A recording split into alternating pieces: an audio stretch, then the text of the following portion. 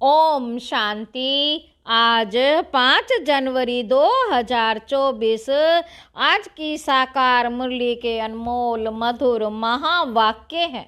बाबा कहते, मीठे मीठे बच्चे, बाप समान रूहानी टीचर बनो। जो बाप से पढ़ा है वह दूसरों को भी पढ़ाओ। धारणा है तो किसको भी समझा कर दिखाओ। प्रश्न है, किस बात में बाबा को अटल निश्चय है, बच्चों को भी उसमें अटल बनना है। उत्तर है, बाबा को ड्रामा पर अटल निश्चय है। बाबा कहेंगे, जो पास्ट हुआ ड्रामा, कल्प पहले जो किया था वही करेंगे। ड्रामा तुम्हें ऊपर नीचे नहीं करने देगा, परंतु अभी तक बच्चों की अवस्था ऐसी बनी नहीं, इसलिए मुख से निकलता, ऐसा होता तो ऐसा करते, पता होता तो यह नहीं करते। बाबा कहते, बीती को चिताओ नहीं, आगे के लिए पुरुषार्थ करो कि ऐसी कोई भूल फिर से ना हो। ओम शांति। रूहानी बाप रूहानी बच्चों को बैठ समझाते हैं। बाप खुद कहते हैं, मैं जब आता हूँ तो किसको पता नहीं पड़ता, क्योंकि मैं हूँ गुप्त। गर्भ में भी जब आत्मा प्रवेश करती है तो प्रवेश होने का मालूम थोड़े ही पड़ता है। तिथि तारीख निकल ना सके, जब गर्भ से बाहर निकलती है तब वह तिथि तारीख निकलती है। तो बाबा की प्रवेशता की तिथि तारीख का भी पता नहीं लगता। कब प्रवेश किया, कब रथ में पधारे, कुछ पता नहीं पड़ता। कोई को देखते थे तो वह नशे में चले जाते थे। समझा कुछ प्रवेशता है या कुछ ताकत आई है। ताकत कहाँ से आई? मैंने खास कोई जप तप तो नहीं किया। इसको कहा जाता है गुप्त। तिथि तारीख कुछ नहीं। सूक्ष्म वतन की भी स्थापना कब होती है, यह कुछ नहीं कह सकते। मुख्य बात है मन मना भाव। बाप कहते हैं, है आत्माएं, तुम मुझ अपने बाप को बुलाती हो कि आकर पतितों को पावन बनाओ, पावन दुनिया बनाओ। बाप समझाते हैं, ड्रामा प्लान अनुसार जब मुझे आना होता है तो चेंज जरूर होती है। सतयुग से लेकर जो कुछ पास हुआ सो फिर रिपीट करेंगे। सतयुग त्रेता फिर जरूर रिपीट करेंगे। सेकंड पास होता जाता है, संवत भी पास होता जाता है। कहते हैं, सतयुग पास्ट हुआ, सतयुग पास्ट हुआ, देखा तो नहीं। बाप ने समझाया है, तुमने पास किया है, तुम ही पहले पहले हमसे बिछड़े हो, तो इस पर गौर करना। कैसे हमने 84 जन्म लिए हैं, जो फिर हूबहू लेने पड़ेंगे। अर्थात दुख और सुख का पार्ट बजाना पड़ेगा।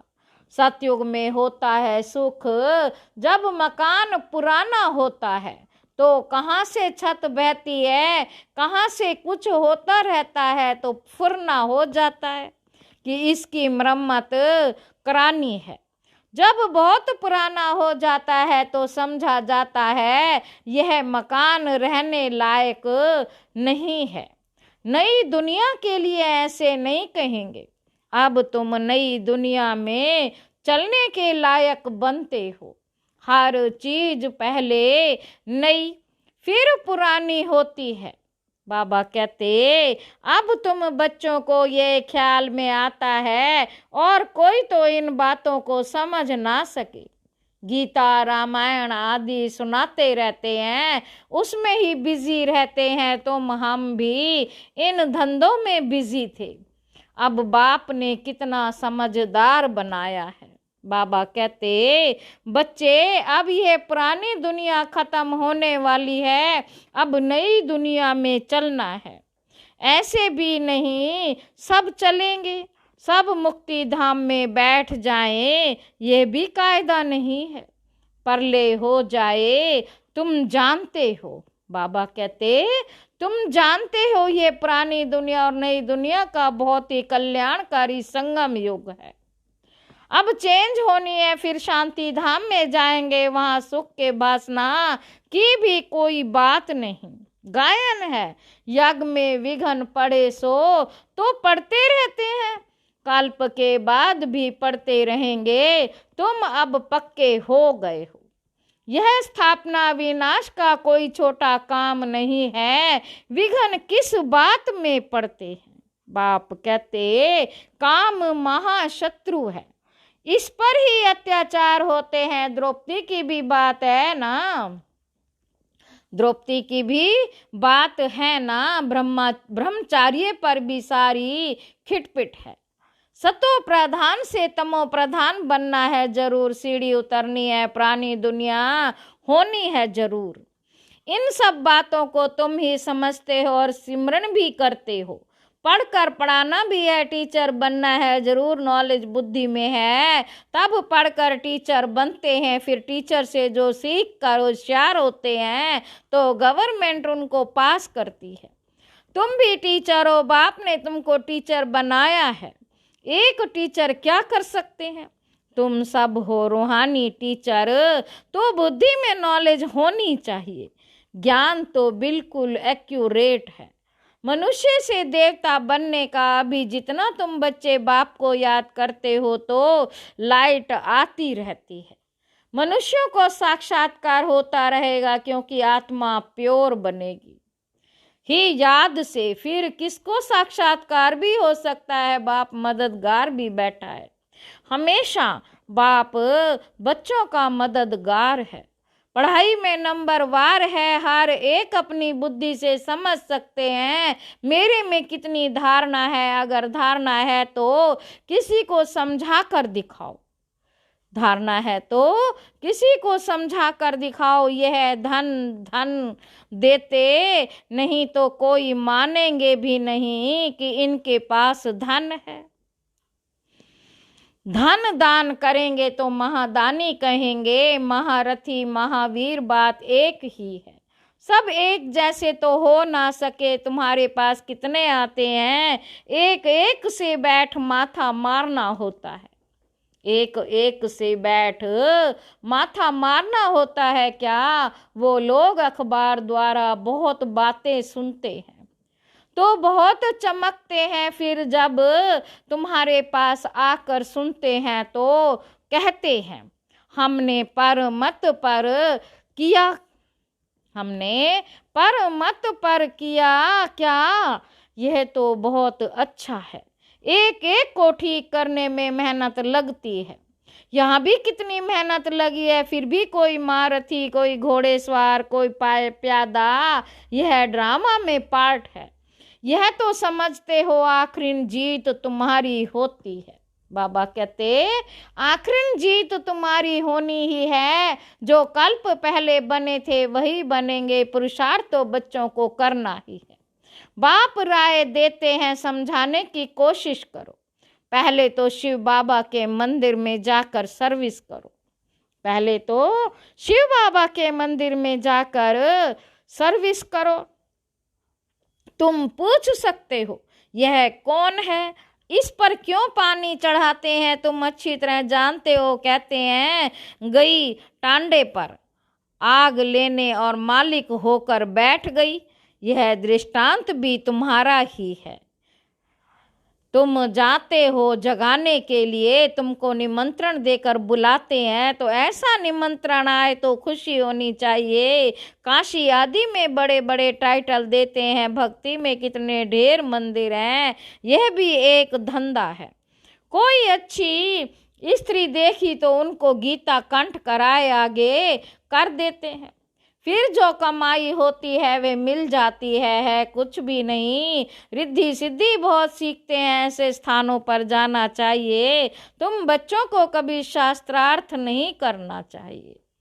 तुमको तो जाकर बाप का परिचय देना है। मुक्ति जीवन मुक्ति दाता एक है, उनकी महिमा करनी है। वह कहते हैं अपने को आत्मा समझ मुझे याद करो, बाकी मन मना भव का अर्थ यह नहीं कि गंगा में जाकर स्नान करो। मामेकम का अर्थ है मुझे एक को याद करो। मैं प्रतिज्ञा करता हूँ मैं तुमको सब पापों से मुक्त करूँगा। जब से रावण आया है तब से पाप शुरू हुए हैं, तो उच्च पद पाने का बहुत पुरुषार्थ करना है पोजीशन के लिए। मनुष्य रात दिन कितना माथा मारते हैं, यह भी पढ़ाई है। इसमें कोई किताब आदि उठाने की बात ही नहीं। 84 का चक्र तो बुद्धि में आ गया है, कोई बड़ी बात नहीं है। एक एक जन्म की डिटेल थोड़े ही बताते हैं।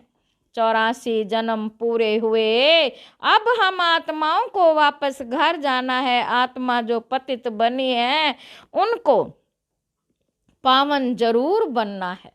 सबको यही कहते रहो मामे कम याद करो। बच्चे कहते हैं बाबा योग में नहीं रह सकते। अरे तुमको सन्मुख कह रहा हूँ। बाबा कहते तुमको सन्मुख कह रहा हूँ, मुझे याद करो। फिर योग अक्षर तुम क्यों कहते हो? योग कहने से ही तुम भूलते भी हो। बाप को याद कौन नहीं कर सकता? लौकिक माँ बाप को कैसे याद करते हो? ये भी माँ बाप है ना, ये भी पढ़ते हैं। सरस्वती भी पढ़ती, पढ़ाने वाला एक बाप ही है। तुम जितना पढ़ते हो फिर औरों को समझाते हो। बाप कहते बच्चे शास्त्र पढ़ने जप तप करने से मुझे प्राप्त नहीं कर सकते, बाकी फायदा क्या है? सीढ़ी तो उतरते ही आते हो। तुम्हारा कोई दुश्मन नहीं है, फिर भी तुमको समझाना है जरूर कि पाप और पुण्य कैसे जमा होता है। पाप और पुण्य कैसे जमा होता है? बाबा कहते रावण राज्य के बाद ही तुमने पाप करना शुरू किया है। ऐसे भी बच्चे हैं जिनको नई दुनिया पुरानी दुनिया क्या है ये भी समझाना नहीं आता। अब बाप कहते कि बेहद के बाप को याद करो, वही पतित पावन है, बाकी तुमको कहाँ भी जाने की जरूरत ही नहीं। भक्ति मार्ग में सदैव पैर घर से बाहर निकलता था। पति स्त्री को कहते हैं श्री कृष्ण का चित्र घर में भी है, फिर बाहर क्यों जाती हो? क्या फर्क है? पति परमेश्वर है, इसको भी नहीं मानते। भक्ति मार्ग में बहुत दूर दूर ऊंचा मंदिर बनवाते हैं जो मनुष्यों का भाव बैठ तुम समझते हो मंदिरों में कितना धक्का खाते हैं। यह एक रस्म पड़ी है, शिव काशी में तीर्थ करने जाते हैं। बाबा कहते शिव काशी में तीर्थ करने जाते हैं परंतु प्राप्ति कुछ भी नहीं। अब तुमको तो बाप की श्रीमत मिलती है, तुमको कहाँ भी जाना नहीं। पतियों का पति परमेश्वर वास्तव में वह एक ही है जिसको तुम्हारे पति काके मामे सब याद करते हैं।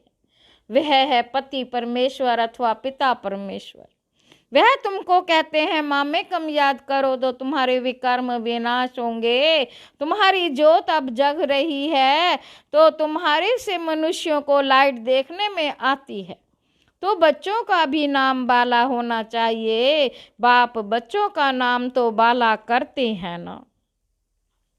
सुदेश बच्ची समझाने में बड़ी तीखी है, पुरुषार्थ बहुत अच्छा किया है तो पुरानों से भी आगे गई है। इसमें भी जास्ती पुरुषार्थ कर आगे चली जाएगी। सारा मदार पुरुषार्थ पर है, हार्ट फेल नहीं होना चाहिए। पिछाड़ी में आया तो भी सेकंड में जीवन मुक्ति पा सकते हैं। दिन प्रतिदिन ऐसे बहुत निकलते रहेंगे। ड्रामा में तुम्हारा विजय का पार्ट तो है ही। विघन भी पढ़ने हैं और कोई सत्संग में ऐसे विघन नहीं पढ़ते हैं। यहाँ विकारों पर ही हंगामा होता है, गायन भी है। अमृत छोड़ विष काय को खाए। बाबा कहते अमृत छोड़ विष काय को खाए। ज्ञान से एक देवी देवता धर्म की स्थापना हो जाती है।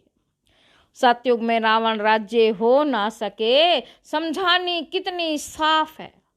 बाबा कहते राम राज्य के बाजू में ही रावण राज्य भी दिखाया है, तुम टाइम भी दिखाते हो। यह है संगम। दुनिया बदल रही है, स्थापना पालना विनाश कराने वाला एक बाप है। बहुत सहज धारणा पूरी होती है, बहुत सहज, परंतु धारणा पूरी होती नहीं और सब बातें याद रहती हैं, बाकी ज्ञान और योग भूल जाता है। तुम ऊंचते ऊंच भगवान की संतान हो, दिन प्रतिदिन तुम सॉल्वेंट कहते होते जाते हो। धन मिलता है ना, खर्चा भी आता जाता है। बाबा कहते हुड्डी भरती जाएगी, कल्प पहले मिसल ही तुम खर्चा करेंगे। कम ज्यादा ड्रामा करने नहीं देगा, ड्रामा पर बाबा का अटल निश्चय है। जो पास्ट हुआ ड्रामा ऐसे नहीं कहना चाहिए ऐसा होता था, ये नहीं करते थे, अभी वह अवस्था आई नहीं है। कुछ ना कुछ मुख से निकल जाता है, फिर फील होता है। बाबा कहते बीती को चिताओ नहीं, बीती को चिताओ नहीं, आगे के लिए पुरुषार्थ करो कि ऐसी भूल फिर ना हो। इसलिए बाबा कहते हैं चार्ट लिखो, इसमें बहुत कल्याण है। बाबा ने एक को देखा, सारी जीवन कहानी लिख रहे थे। समझते हैं बच्चे सीखेंगे, यहाँ फिर श्रीमत पर चलने में ही कल्याण है। यहाँ झूठ ना चल सके, यहाँ झूठ भी ना चल सके। नारद का मिसाल है, चार्ट से फायदा बहुत है। बाबा फरमान करते हैं तो बच्चों को फरमान पर चलना चाहिए। अच्छा, मीठे मीठे सिक्की लदे बच्चों प्रति माता पिता बाप दादा का याद प्यार और गुड मॉर्निंग। रूहानी बाप की रूहानी बच्चों को नमस्ते। हम रूहानी बच्चों की रूहानी बाप दादा को याद प्यार और गुड मॉर्निंग। नमस्ते बाबा, नमस्ते, शुक्रिया बाबा, शुक्रिया। पहला पॉइंट, धारणा के लिए मुख्य सार। पहला पॉइंट है ज्ञान धारण कर दूसरों को समझाना है, ज्ञान धन दान करके महादानी बनना है। किसी से भी शास्त्रार्थ ना कर, बाप का सत्य परिचय देना है। दूसरा पॉइंट है तुम्हें बीती बातों का चिंतन नहीं करना है, ऐसा पुरुषार्थ करना है जो फिर कभी भूल ना हो। अपना सच्चा चार्ट लिखना है, वरदान है। योग द्वारा ऊंची स्थिति का अनुभव करने वाले डबल लाइट फरिश्ता भव। आप राजयोगी बच्चे योग में ऊंची स्थिति का अनुभव करते हो, हठ योगी फिर शरीर को ऊंचा उठाते हो।